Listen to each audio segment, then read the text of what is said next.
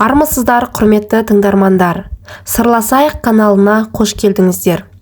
Кезекті әңгімені тыңдай отырыңыздар. Бұл оқиға ауыл тұрғындарын дүр сілкіндірді. Біздің ауыл тау етегінде орналасқан, тыйыш мекен. Қалаға көлікпен 40 минутта жете қаласың. Қаладан пәтер жалдауды қымбатсынғандар осы біздің ауылдан арзан пәтер іздеп тауып та жататын.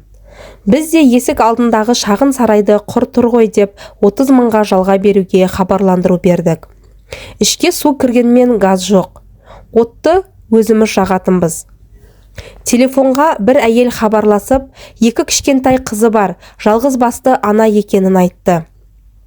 Жарайды деп келісіп, кешкілік қыздарымен, жүктерімен бірден көшіп келе қойды. Кішкентайы 2-лер шамасында, үлкені 6-шы сынып оқиды екен. Жазғы демалыс болғасын 2 қызы үйде қалады. Өзі таңғы 7-де шығып кеткеннен кешкі 9-да бірақ келеді. Базардағы асханада аспаз болып, күніне 10 мың табам, күнделікті 2 мың жол ақыма, 3-5 мың тамаққа кетеді. Қалғаны пәтерақы мен өзімізге керекке жетеді деп әңгімесін айтты.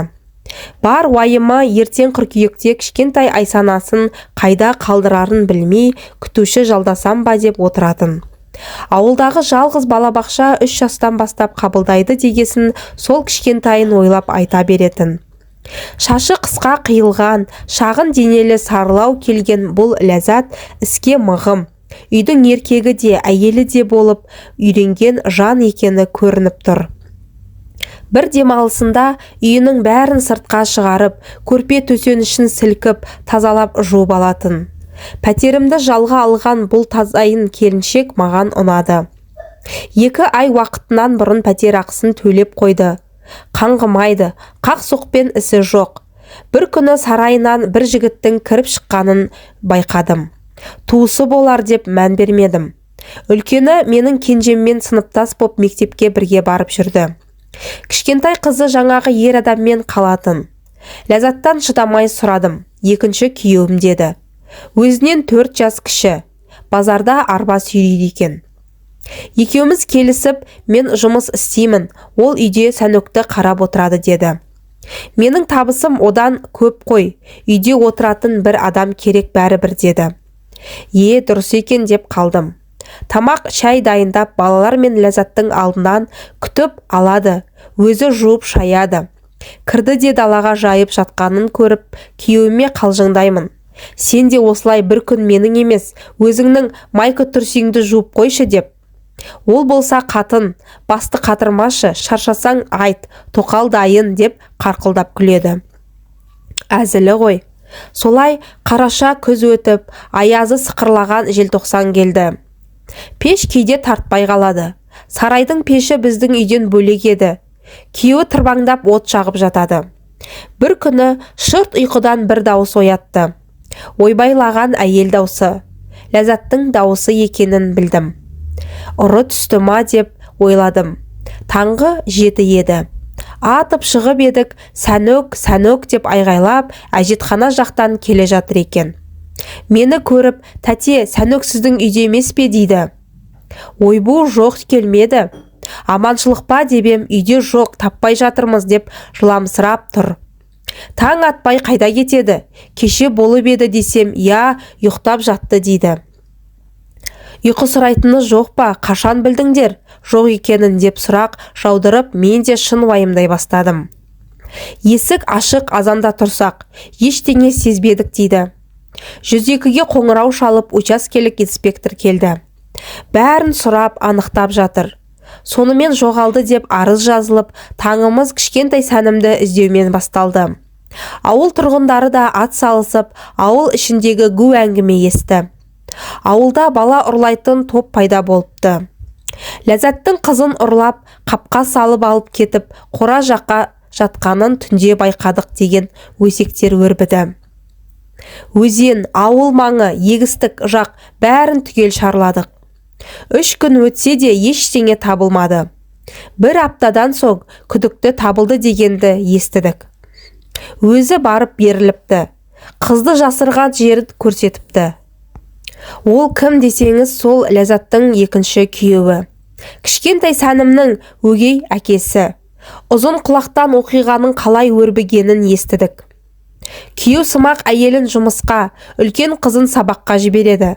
Үйін жинап, кірін жуып, тазалап, от жағады. Оты құрғыр жанбай, бықсып тұр. Үй болса салқын.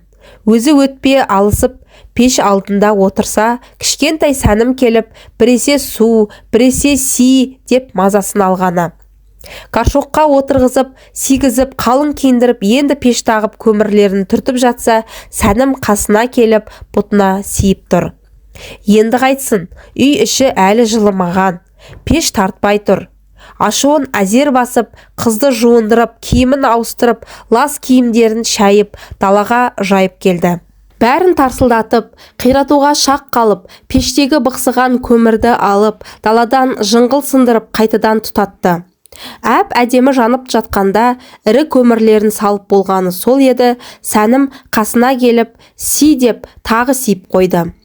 Бұл жолы өзінің еркек асыраушы, мал табушы емес, бала бағып, кір жуушы, тамақ жасаушы болғанына намыстанып, кішкентай Сәнім де оны сен еркек емес, әйелсің деп мазақ қылғандай қайта-қайта сиіп тұрғанына ызаланып, добалдай алақанымен шынашақтай қызды салып қалғанда, қаңбақтай орнынан 2 метр ары ұшып түсті.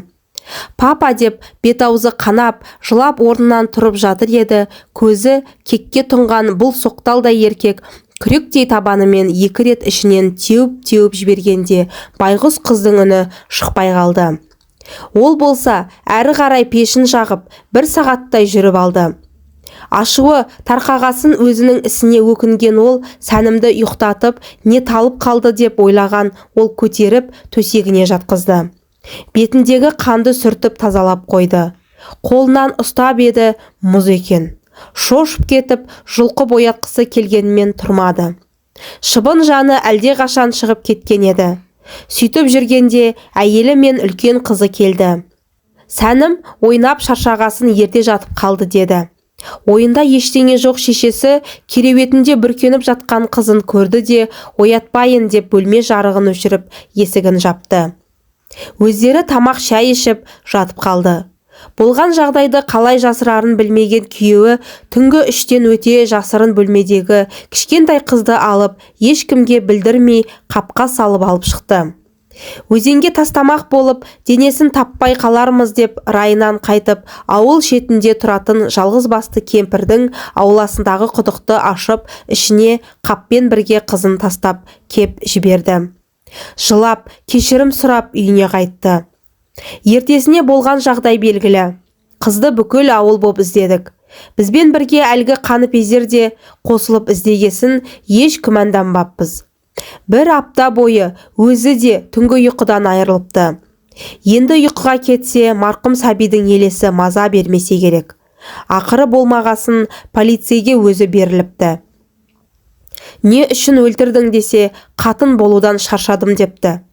Ой жауыз, өшің соны қалап үйде қалып, мен тапқан ақшаны жаратып жатқан жоқсың ба? Тепсең темір үзесің, мен саған қой дедім ба? Деп әйелі аңырап, өзінің шашын жұлып жылады. Бұл оқиғадан соң есеңгіреп, екінші некедегі келіншектің кейбірі күйеулерінен ажырап, балаларын алып кетіп қалды. Солармен бірге Ләззат та қызын алып ауылдан көшіп кетті. Қазақ бекер айтпаған ғой. Еркек түздің, әйел үйдің адамы. Әйел үйде болса береке, еркек табыскер болса мереке. Осы үйлесімді сақтап, жанұяда неге жылулықты сақтамасқа?